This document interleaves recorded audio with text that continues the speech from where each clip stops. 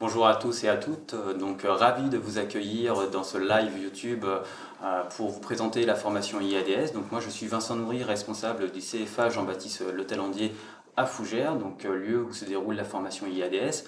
Donc ce matin je suis accompagné de David Soro qui est formateur référent et directeur du SCOT de Fougères. Bonjour, ravi d'être avec vous ce matin. Ce matin, ça va être l'occasion de vous parler de la formation IADS, l'origine, vous parler également du contenu de la formation, vous expliquer comment ça se passe au niveau des sélections et également des différents partenaires et de l'avenir de la formation IADS. La formation IADS, il faut savoir qu'elle est née d'une rencontre il y a aujourd'hui 4 ans entre David Soro, qui était directeur du SCOT, et Landry Roger, qui était directeur du pôle professionnel à l'époque du pôle professionnel. Il y avait un besoin sur le territoire au niveau des instructeurs. Il y avait vraiment une attente au niveau du territoire de former et il n'y avait pas de formation qui était dédiée. Donc au cours de cette rencontre, il y a eu une volonté de créer quelque chose. Cette formation, avec le soutien d'Agnès Baudon, qui est également chef d'établissement du lycée Jean-Baptiste Le Talandier, on a réfléchi de comment on pouvait construire cette formation. Et l'idée, justement, c'était de créer une formation qui était professionnalisante, qui permette à chacun, quel que soit son parcours, avec une volonté, de pouvoir s'inscrire dans ce projet professionnel. Et cette formation, elle a vu le jour grâce aussi à des partenaires. Il faut savoir que cette formation, lorsqu'elle a été mise en place en 2022, on a eu le soutien financier de nos partenaires locaux, que je remercie, en particulier Fougères Agglomération, Prénom Marche de Bretagne, également le SCOT de Fougères, où justement David a mis en place avec ses équipes, et je remercie tous les formateurs à la fois du SCOT et également des autres formateurs des autres collectivités qui ont décidé de s'investir dans cette formation pour permettre justement que cette formation soit professionnalisante et permettre à chacun de faire le lien entre la théorie, où c'est un métier qui demande plusieurs compétences, mais surtout des compétences professionnelles et ainsi qu'un savoir-être. C'est pour cette raison aussi que lorsqu'on a voulu permettre à chacun de s'inscrire dans cette formation, on a voulu à des personnes qui étaient demandeurs d'emploi de pouvoir s'inscrire dans ce projet-là. Et c'est pour ça qu'avec le travail également avec la région Bretagne, dans le cadre du dispositif de Qualif Emploi, on a pu mettre en place un dispositif qui permet à toutes les personnes de la région Bretagne qui sont demandeurs d'emploi de pouvoir s'inscrire dans cette formation-là. Donc si cette formation a vu le jour, c'est grâce à nos partenaires. Voilà, ça c'est un élément essentiel qu'on tient à rappeler, on tient à remercier, parce que sans eux, on n'aurait jamais pu lancer cette formation. Et justement, aujourd'hui, si cette formation fonctionne, qu'elle se développe, c'est grâce à toutes ces personnes qui sont investies dans la formation. Et on a pu lancer une formation en 2022, on va en 2023, et maintenant, 2023, dans les recrutements, voilà, 2024, et bientôt maintenant 2025 sur la prochaine session de formation. Donc voilà comment la formation IADS elle est née. Aujourd'hui, maintenant, ce qu'on va vous expliquer, c'est le fonctionnement, le contenu, les blocs et les attendus. Ce que je propose, c'est laisser la parole à David pour expliquer le contenu de la formation et les attentes. Merci Vincent. Je renouvelle que je suis ravi d'être là ce matin parce que c'est la 3e année où on lance le recrutement de la formation instructeur du droit des sols, et je profite pour remercier aussi les gens qui sont présentiels dans la salle. Tout à fait. En plus de vous toutes et tous qui êtes en ligne ou qui verront cette vidéo en replay. Merci à JBLT de nous avoir fait confiance qu'effectivement la pénurie d'instructeurs du droit des sols, c'est un problème national. Et je dis souvent avec mes collègues qu'on fait le mercato de l'instructeur du droit des sols, c'est qu'on achète, pas les joueurs, mais les instructeurs, d'un centre instructeur à un autre. Et effectivement, en 2022, cette situation n'était plus possible. Grâce au soutien de JBLT et de l'ensemble des partenaires et aussi de toutes les structures qui accueillent des stagiaires, ça c'est très important. Et je fais un appel aussi aux structures par ce live. On a besoin aussi de vous pour accueillir nos apprenants, pour que le métier, en plus des savoirs qu'on va développer tout de suite, qui sont appris au sein de la formation, puisse aussi être appris sur le tas, comme on a l'habitude de le dire dans notre métier, en instruction du droit des sols, en lien avec les élus, en lien avec les pétitionnaires, en lien aussi avec l'ensemble des acteurs de l'aménagement du territoire, de l'urbanisme, de la sécurité incendie, et les acteurs sont nombreux. Juste un petit point pour dire aussi que le métier d'instructeur du droit des sols, par cette formation, je crois qu'on a réussi, en tout cas en Bretagne, d'inscrire cette formation, en tout cas le métier d'instructeur, comme un métier de l'urbanisme. Parce qu'au début, lorsqu'on a travaillé avec Vincent, avec Landry Roger, Agnès Baudon et l'ensemble du groupe pédagogique, on s'est rendu compte que le métier d'instructeur du droit des sols était identifié dans les référentiels comme un métier administratif d'agent d'accueil en urbanisme, non, d'agent d'accueil tout court, d'ailleurs sans l'urbanisme, au sein de nos collectivités. Donc ça, je pense qu'on a fait un gros pas en avant, et le centre de gestion aussi d'Ille-et-Vilaine. Je tiens vraiment à remercier Jean-Michel Paviot et puis Anne Bivot aussi, qui sont des excellents relais, bien évidemment le DGS et les DGA et la présidente, qui croient en notre action et qui nous soutiennent aujourd'hui financièrement. Donc merci à tous. La formation IADS, qu'est-ce que c'est? C'est une formation professionnelle faite par des professionnels. On est la première en France et je pense que on peut se féliciter parce que effectivement il faut toujours un premier et il y en aura d'autres, hein, il y a de la place pour tout le monde, mais sachez qu'on est la première formation en France professionnelle dans un format qu'on a souhaité court, c'est-à-dire 6 mois de formation avec 245 heures de cours. Vous avez pu avoir les éléments peut-être en ligne ou sur les posts LinkedIn qui ont été faits par JBLT et par le Scott en relais. Et ces 245 heures de formation sont réparties avec des cours théoriques, mais faits par des professionnels qui sont toujours contextualisés dans le métier d'instructeur du droit des sols, et à peu près 4 mois de stage en structure, un premier bloc de stage de quelques semaines pour découvrir le fonctionnement des collectivités territoriales. Ça, c'est essentiel. On ne peut pas travailler dans une collectivité territoriale quand on ne sait pas comment fonctionne une mairie. Et qu'une mairie ne fait pas que de l'urbanisme. Elle fait bien d'autres choses. Et il faut apprendre le savoir-être aussi d'un agent territorial, en tout cas d'un agent titulaire ou contractuel qui doit travailler avec l'ensemble des acteurs, que sont les maires ou les présidents d'interco et leurs services lorsqu'ils gèrent l'instruction du droit des sols. Ça, c'est extrêmement important pour nous. Et puis après, 3 blocs de formation, de compétences, pardon. Le premier qui est le contexte du métier dans la mission de service public. On retrouve la notion de service public, on a vraiment souhaité dans ce premier bloc de formation vous former au contexte de l'aménagement du territoire. Instruire un permis de construire en donnant un accord ou un refus, ça ne sort pas comme ça du chapeau. Ça sort de stratégie nationale, ça sort de stratégie régionale à travers des schémas de développement qui s'appellent les SRADET, que les régions portent notamment sur la gestion du foncier et dans une trajectoire zéro artificialisation nette, dans lequel cette formation s'est vraiment appuyée dans les savoirs. La gestion du droit des sols, la protection des espaces agricoles, naturels et forestiers, c'est l'angle premier, en tout cas de la formation et du contexte. On traduit bien évidemment tout ce contexte-là dans les différents documents qui sont à l'échelle des bassins de vie, ce qu'on va appeler les schémas de cohérence territoriaux, les SCOT. Je suis directeur d'une structure qui s'appelle le SCOT du Pays de Fougères, donc c'est quelque chose que je connais plutôt bien. Et après, bien évidemment, dans les documents supports et réglementaires, que sont les plans locaux de l'urbanisme, on va appeler les PLU, ou les cartes communales, qui sont en fait la traduction de toutes ces actions, ces orientations d'aménagement du territoire du bloc national jusqu'au bloc local, et notamment les blocs des collectivités, qui est celui des communes et des EPC en fonction des compétences transférées. Et ça, c'est important. Parce que quand vous êtes instructeur du droit des sols et que vous avez un pétitionnaire devant vous, ben c'est bien aussi de savoir, au-delà du règlement d'urbanisme, savoir expliquer le pourquoi d'une protection ou d'une prescription sur un document. Donc ce premier bloc, c'est essentiellement des intervenants professionnels qui ne sont pas des instructeurs du droit des sols, qui vont faire les enseignements.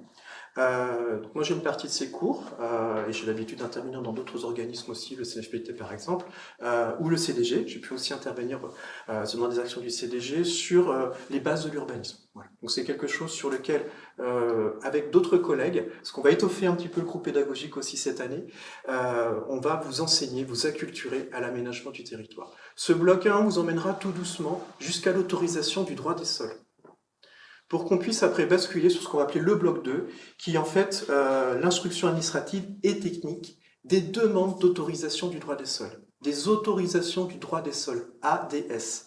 Et là, vous allez avoir des intervenants qui sont des professionnels de l'instruction du droit des sols, des responsables de service, des instructeurs, avec différentes spécialités, avec des spécialités maritimes, avec des spécialités plus qui vont être sur les établissements recevant des publics, ce qu'on va appeler les ERP, sur des dimensions très techniques liées aussi à l'environnement.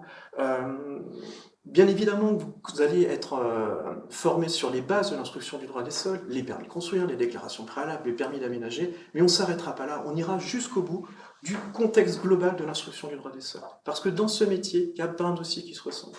Et parfois, les dossiers qu'on pense être simples, qui sont des DP, d'abris de jardin dans le fond du jardin d'un pétitionnaire, mais parfois c'est compliqué. Parce qu'on peut avoir un périmètre architecte des bâtiments de France, on peut avoir différentes prescriptions, des zones humides, tout un tas de choses qu'il faut savoir apprendre et que vous apprendrez avec nous sur des bases bien évidemment théoriques, mais des cas pratiques que vous ferez en cours avec nos collègues instructeurs du droit des sols.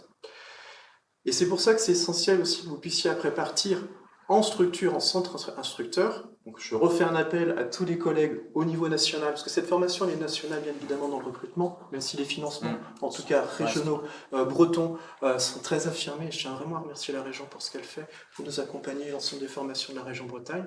Mais ce recrutement il est national. On a eu des candidats, une candidate du sud de la France, de la frontière espagnole, qui nous a rejoints, on en était ravis. D'ailleurs, on apprend aussi plein de choses, qu'on contextualise aussi les autorisations du droit des sols avec vos cas pratiques.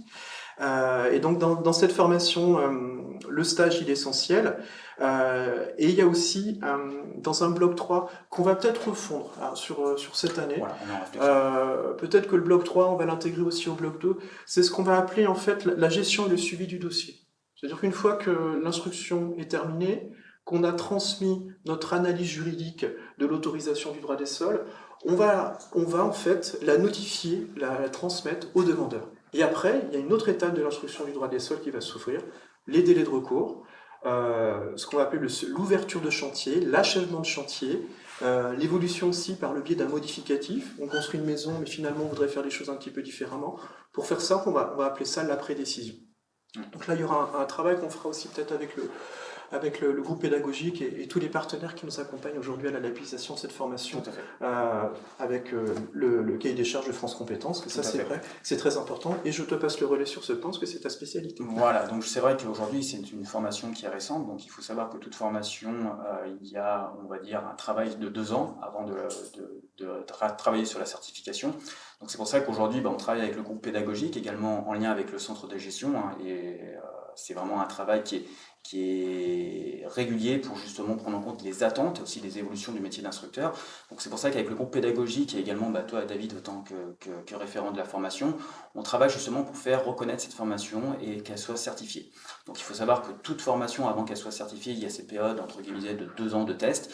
Et là justement on est en train de travailler pour qu'elle soit reconnue et certifiée au niveau de France Compétences. Donc c'est un gros travail. C'est aussi une volonté de notre part, parce qu'on le voit bien, cette formation elle dépasse la région Bretagne et c'est une demande et au niveau national.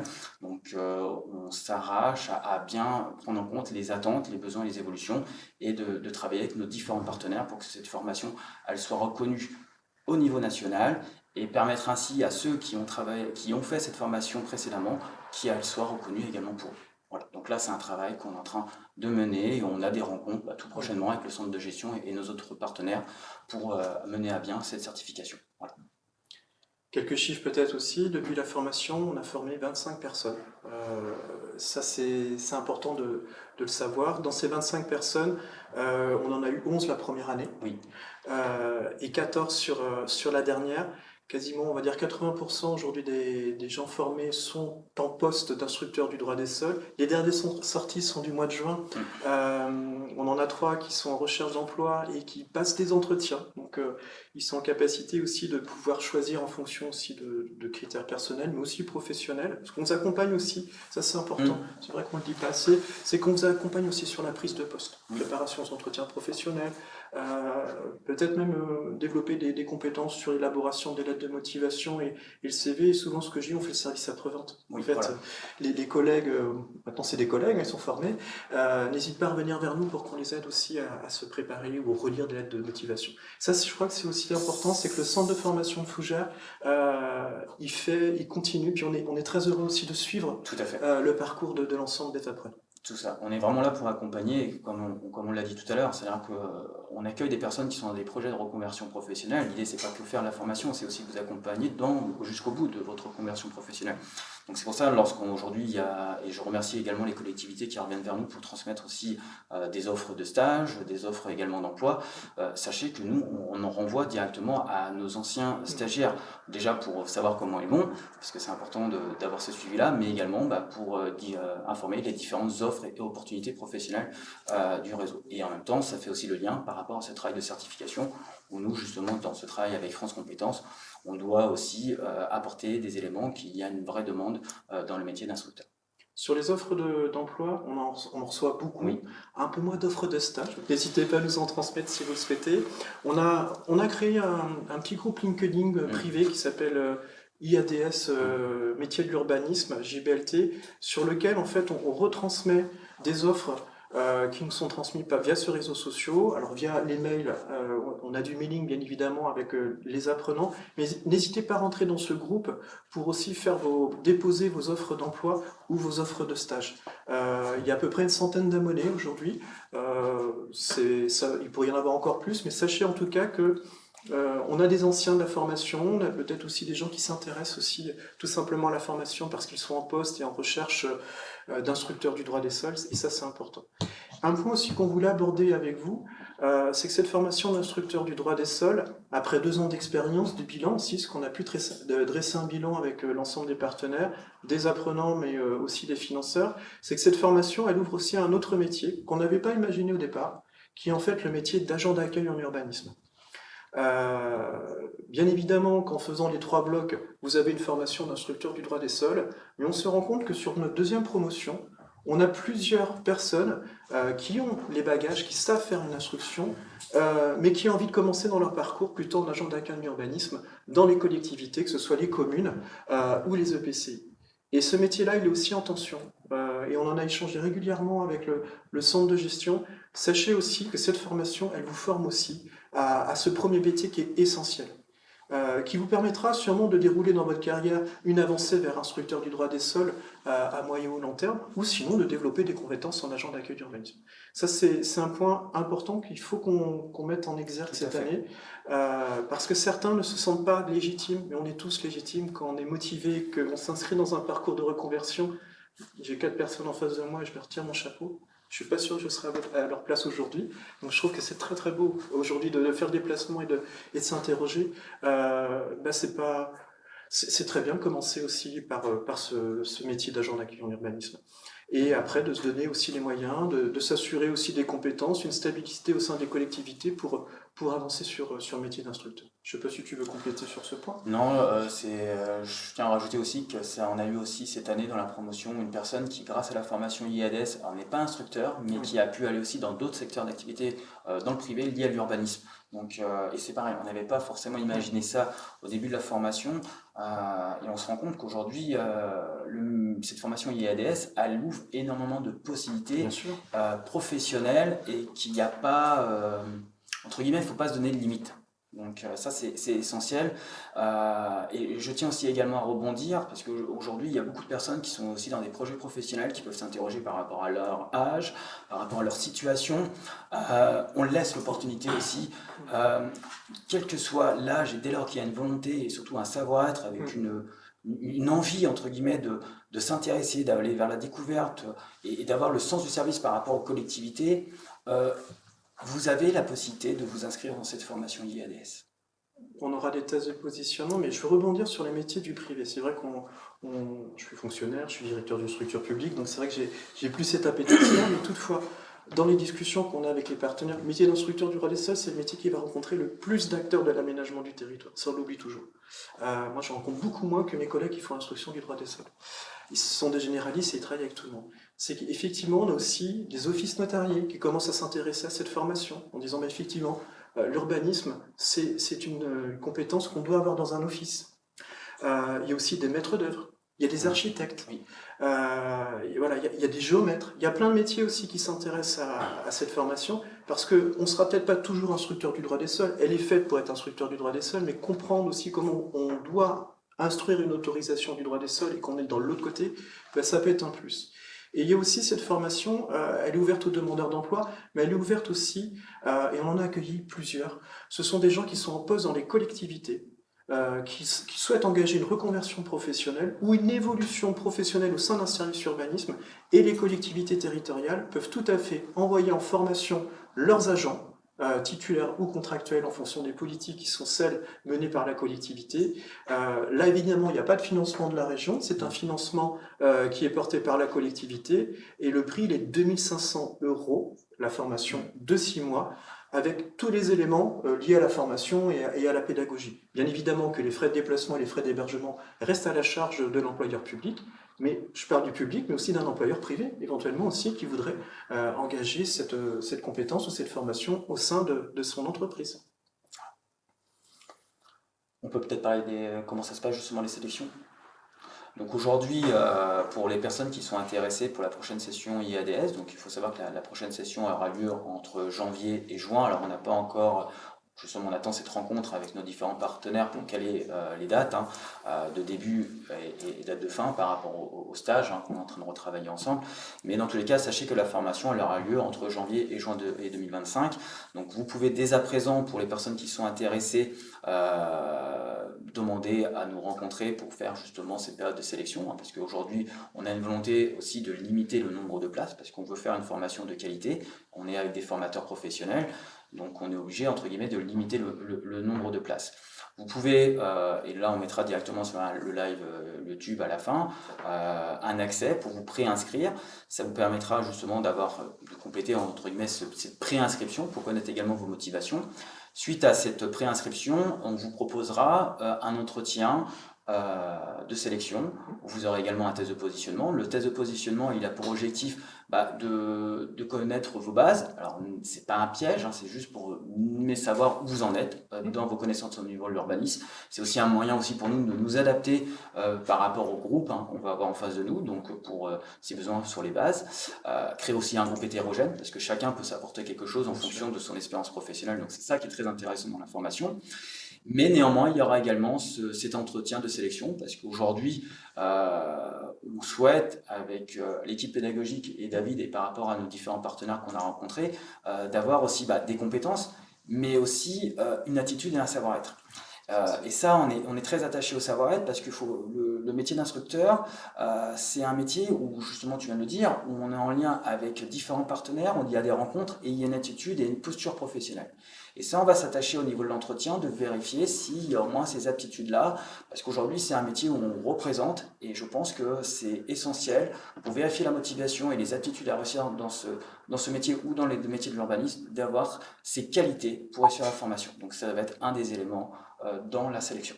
Est-ce que David, tu souhaites rajouter quelque chose? Le test de positionnement, vous envoyez au préalable des entretiens qui peuvent se faire en présentiel et en visio. Oui. Pour les gens qui sont loin, bien évidemment, qu'on utilise les supports qu'on sait maîtriser maintenant. Ce test de positionnement, je le redis, tu l'as très bien dit, il n'est pas noté. À la rigueur, on va dire vous avez tout faux, tant mieux. Parce que vous allez apprendre des choses avec nous et ça nous permet d'ajuster en fait les contenus de cours.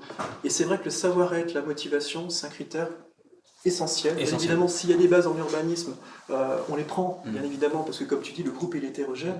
C'est vrai que je pense à un profil qu'on a eu l'année dernière, et peut-être que si elle est en live, elle va se reconnaître, elle était issue de la coiffure. Voilà. Et aujourd'hui, elle est instructrice du droit des sols. Et d'ailleurs, elle fait plus d'un parcours agent d'accueil aujourd'hui, dans sa démarche, au sein d'une structure et en collectivité. Que vous dire de plus, c'est qu'on a des premiers tests de positionnement le 17 septembre et qu'il y a déjà des créneaux qui sont créés. Tout à fait, donc vous avez la possibilité, lorsque vous avez fait les présélections, on vous envoie directement un lien pour pouvoir sélectionner. Donc comme tu l'as dit David, ça peut être en présentiel ou en visio. On s'adapte aussi en fonction, bien entendu, des personnes qui viennent un peu plus loin que la région Bretagne. Cette formation, elle est ouverte au niveau national. L'entretien, c'est un entretien tous les deux, 15-20 minutes, on pose des questions. Et l'idée, c'est aussi d'avoir un échange, parce qu'on sait très bien aussi que c'est dans une reconversion professionnelle. Donc l'idée, on sait très bien que c'est un investissement familial, parce que en fonction de la situation de chacun, il y a des déplacements. C'est une formation qui dure 6 mois, donc il y a quand même un choix. Et on sait très bien qu'on a reçu des candidats qui, la première année, ont fait l'entretien de sélection, mais voilà, pour diverses raisons, ont décidé de ne pas faire cette année, et on peut après recandidater les années d'après. Donc c'est tout à fait possible. Donc il ne faut pas s'interdire. Néanmoins, ce qu'on attend, c'est quand même des personnes qui ont une volonté et qui ont construit leur projet professionnel. Parce qu'on sait très bien, que reprendre une formation, et quel que soit l'âge, c'est pas évident et ça demande quand même, ça demande des efforts parce que c'est une formation qui est dense, hein, David, hein. Bien sûr. C'est une formation qui est sur 6 mois. Il y a 3 blocs de compétences, c'est 245 heures, mais vous allez apprendre beaucoup de choses.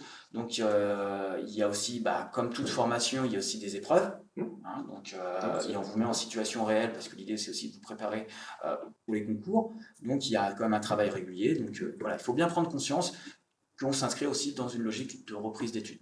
Voilà. Exactement. Et les tests de positionnement, on le dit souvent, c'est réciproque. C'est que, bien évidemment, nous, on a des critères de recrutement, mais il est arrivé qu'on ait des candidats aussi qui... Je leur dis dès le départ, ça va aussi vous permettre de savoir si vous faites le bon choix. Nous, on peut vous dire, effectivement, votre profil nous intéresse, et finalement, vous, en tant que candidat, oui, c'est pas tout à fait ce que je veux faire. C'est fait aussi pour ça, le test de positionnement. Ce n'est pas que pour nous, c'est aussi pour... Ça va dans les deux sens. Et ça, c'est vrai qu'on a vraiment cette écoute, et on a même orienté certains postulants vers des formations du CNFPT et du CDG 35 avec les prémicoles, parce qu'ils avaient plus une vision administrative, marché public, ressources humaines. Bien évidemment, ce n'est pas des sujets sur lesquels on va vous former au sein de la formation instructeur du droit des sols. Effectivement, il y a des examens et il y aura un rapport à faire sur un sujet. Et puis sur le premier bloc, c'est un examen sur table qui vous prépare, et tu as raison de le dire, au concours. Voilà. Alors pas avec les critères, on va dire des concours dans la notation, parce que les critères sont différents, mais en tout cas les supports qui sont utilisés pour ce bloc 1, c'est ce qu'on appelle une note de synthèse sur un sujet qu'on aura vu en cours, hein, bien évidemment, c'est pas quelque chose qui est tiré du chapeau. Peut-être qu'on peut laisser place aux questions. Je me permets juste avant de poser une question, que le lieu de formation donc, se fait au CFA Jean-Baptiste Le Talandier à Fougères, et que la formation n'est pas ouverte à distance, c'est uniquement en présentiel. Voilà.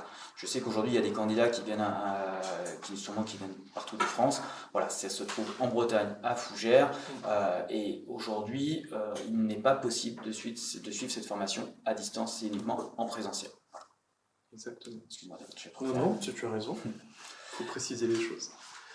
Est-ce que vous avez des... On commence avec les questions dans la salle, peut-être? Oui, justement, on a la chance d'avoir des participants et des participantes avec nous, donc si vous avez des questions, c'est le moment.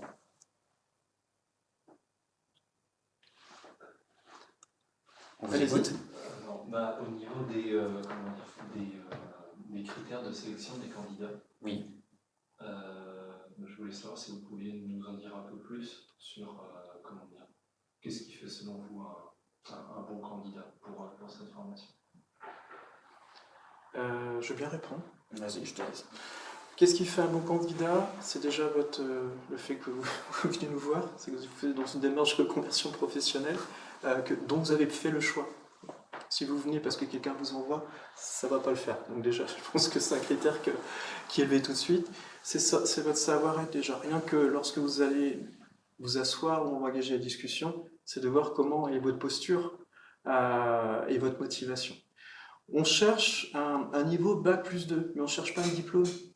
On cherche en fait l'attitude et le savoir-être d'un Bac+2, quelqu'un qui a de l'expérience, mais pas de l'expérience spécialement dans ce métier-là, de l'expérience dans un autre métier qui lui a demandé d'avoir une posture, une analyse et une motivation et une expression orale qui permet de pouvoir faire le métier d'instructeur du droit des sols. Bien évidemment que si vous venez dans cette formation et que vous n'êtes pas renseigné au métier d'instructeur du droit des sols, c'est que vous êtes trompé de porte peut-être, ce qui a été le cas ce matin. Ou là c'est prématuré. Ou c'est prématuré.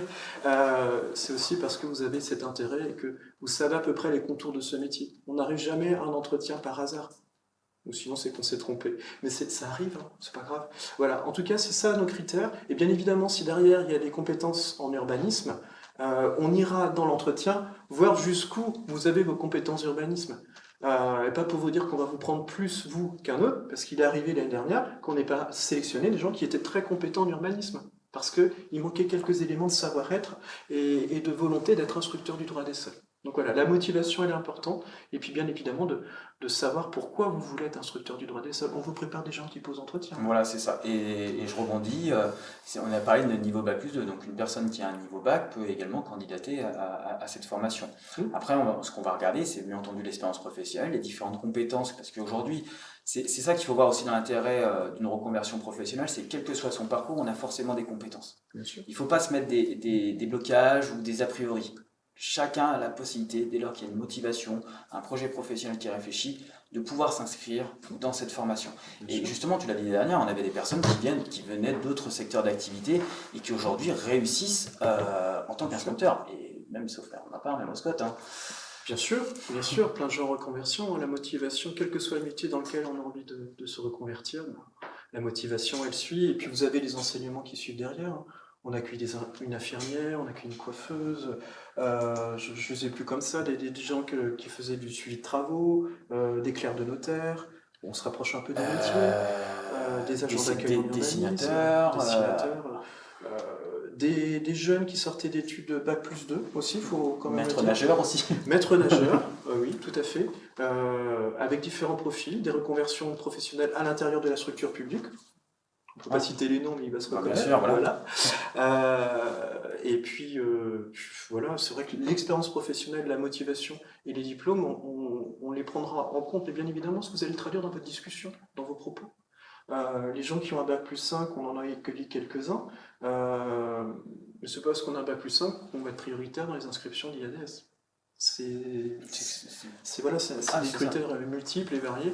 Et comme moi je suis directeur d'une structure dans laquelle on fait une instruction du droit des sols, j'ai quelques clés de savoir-être aussi sur ce métier-là. Est-ce que cette personne est en capacité de pouvoir discuter avec un pétitionnaire? Est-ce que cette personne est en capacité de pouvoir exprimer à un élu un contexte particulier sur des fois des situations complexes en instruction du droit des sols? C'est pour ça qu'on s'attache à savoir aussi si c'est un projet professionnel qui s'inscrit dans une volonté de devenir instructeur.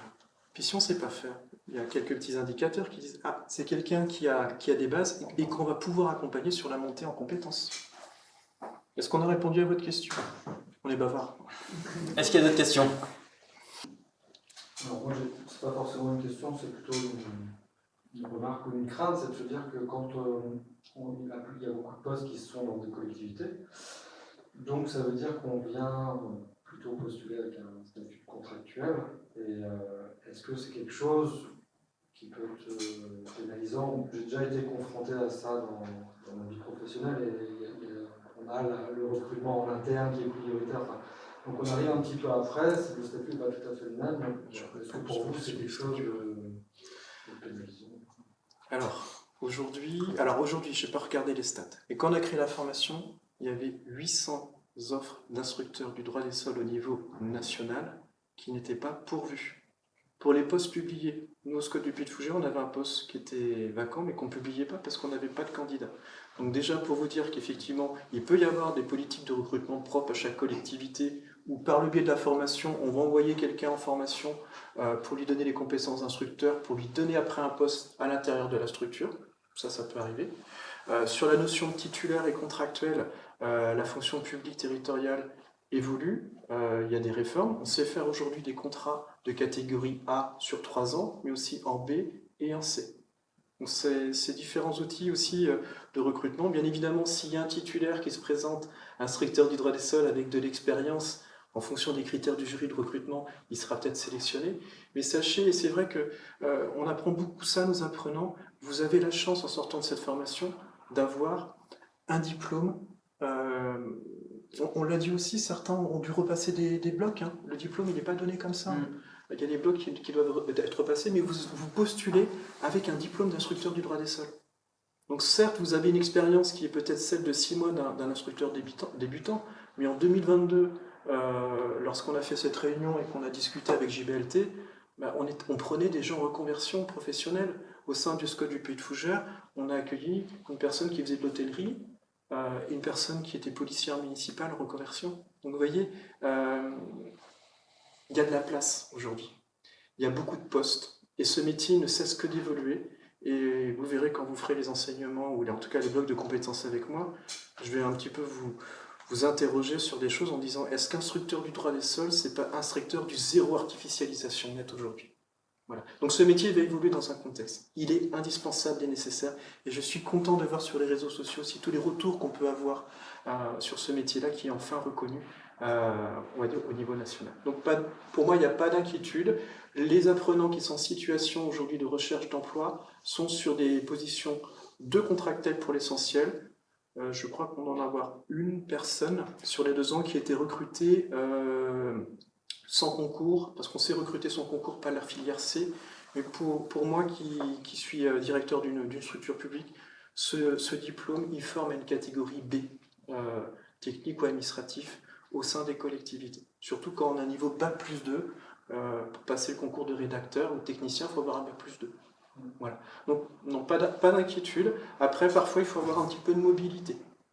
Au niveau du 35, il y a des offres d'emploi, hein, ça je vous rassure, si vous habitez dans le 35, et vous n'aurez peut-être pas toujours l'offre d'emploi dans la commune ou le PC dans lequel vous vivez. Ça, c'est important. Parce que les centres instructeurs sont mutualisés souvent à l'échelle des EPCI ou des bassins de vie qui sont les schémas de cohérence territoriaux, les SCOT. En Ille-et-Vilaine, on a 3 SCOT, qui assurent l'instruction du droit des sols sur un grand bassin de vie. Est-ce qu'on a répondu à votre question? Tout à fait. Parfait. Merci. Est-ce que vous avez d'autres questions en présentiel? Oui. Moi, j'avais une question sur les stages plutôt. Vous avez parlé d'une première période de stage et ensuite il y a une autre seule période de stage consécutive, c'est ça? Oui. Et est-ce qu'il faut avoir à trouver son stage? C'est une condition pour rentrer en formation ou le stage peut se trouver au cours de la formation? Alors, c'est pas une condition, mais c'est vrai que quand on arrive en septembre, ce qui est très bien d'ailleurs, c'est bien d'avoir fait les démarches aussi, parfois même à l'entretien préalable, des personnes avaient déjà trouvé leur stage. C'est pour ça que quand vous allez voir justement dans le dossier de présélection, c'est des questions qu'on vous pose, de vous renseigner déjà dans les différentes structures qui peuvent vous accueillir. Donc là justement, on profite de celle-là YouTube, s'il y a des structures qui sont prêtes à accueillir, de revenir vers nous. Mais c'est aussi à vous aussi dans votre démarche professionnelle de reconversion professionnelle, d'aller aussi vers des structures pour justement sur ces périodes, pour comment vous allez pouvoir être accueilli dans des structures justement pour effectuer votre stage. Au moment des tests de positionnement, c'est une question qu'on va vous poser. Vous savez que vous avez des périodes de stage, est-ce que vous avez fait les démarches pour en trouver? Alors, ce ne sera pas un critère d'exclusion par rapport à la formation, mais effectivement, les candidats qui viennent avec une démarche engagée ou des pistes de stage, c'est des critères qu'on prend en compte. Parce que c'est vrai que ça nous est arrivé, surtout sur la première année, on lançait la formation des apprenants qui n'avaient pas de stage, donc il a fallu qu'on fasse jouer les réseaux, on a réussi à placer tout le monde, mais voilà, on a 3 ans maintenant, ça fait la 3e année où on existe et on a montré le savoir-faire de cette formation.